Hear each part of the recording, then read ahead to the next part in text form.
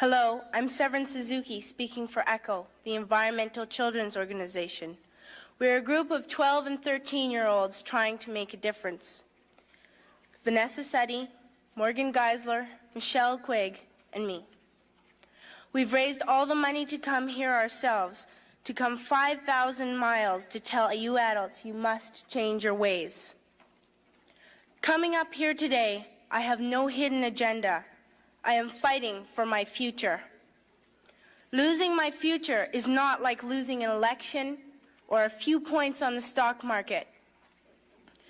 I am here to speak for all generations to come. I am here to speak on behalf of the starving children around the world whose cries go unheard.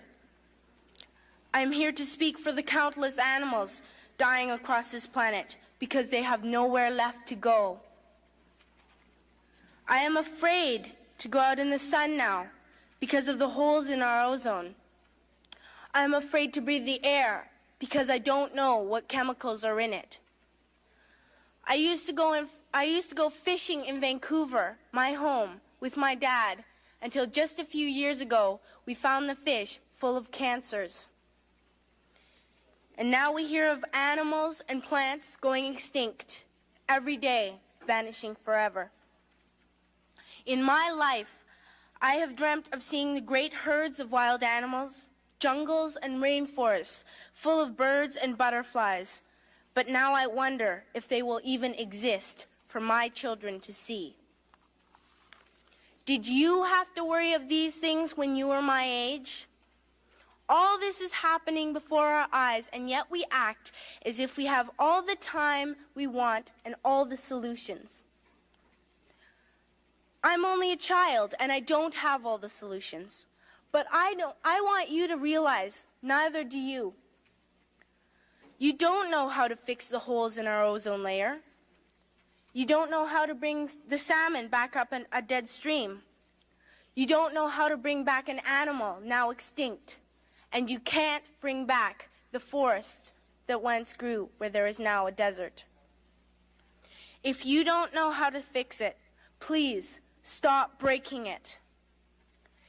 Here, you may be delegates of your government, business people, organizers, reporters, or politicians, but really, your mothers and fathers, sisters and brothers, aunts and uncles, and all of you are someone's child. I'm only a child, yet I know we are all part of a family, 5 billion strong. In fact, 30 million species strong. And borders and governments will never change that. I'm only a child, yet I know we are all in this together and should act as one single world towards one single goal. In my anger, I am not blind, and in my fear, I am not afraid of telling the world how I feel. In my country, we make so much waste. We buy and throw away, buy and throw away, buy and throw away, and yet northern countries will not share with the needy. Even when we have more than enough, we are afraid to share. We are afraid to let go of some of our wealth. In Canada, we live the privileged life, with plenty of food, water, and shelter. We have watches, bicycles, computers, and television sets. The list could go on for 2 days. 2 days ago here in Brazil, we were shocked when we spent time with some children living on the streets. This is what one child told us. I wish I was rich.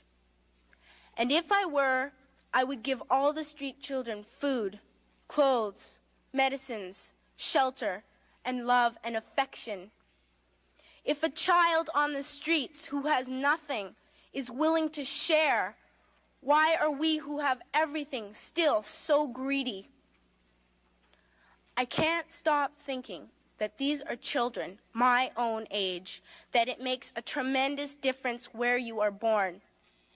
That I could be one of those children living in the favelas of Rio.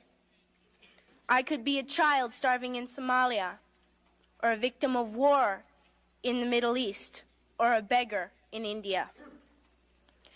I am only a child, yet I know if all the money spent on war was spent on finding environmental answers, ending poverty, and finding treaties, what a wonderful place this earth would be. At school, even in kindergarten, you teach us how to behave in the world. You teach us not to fight with others, to work things out, to respect others, to clean up our mess, not to hurt other creatures, to share, not be greedy. Then why do you go out and do the things you tell us not to do? Do not forget why you are attending these conferences, who you're doing this for. We are your own children. You are deciding what kind of a world we are growing up in. Parents should be able to comfort their children by saying, everything's going to be all right. It's not the end of the world, and we're doing the best we can. But I don't think you can say that to us anymore. Are we even on your list of priorities? My dad always says, you are what you do, not what you say. Well, what you do makes me cry at night. You grown-ups say you love us, but I challenge you, please, make your actions reflect your words. Thank you.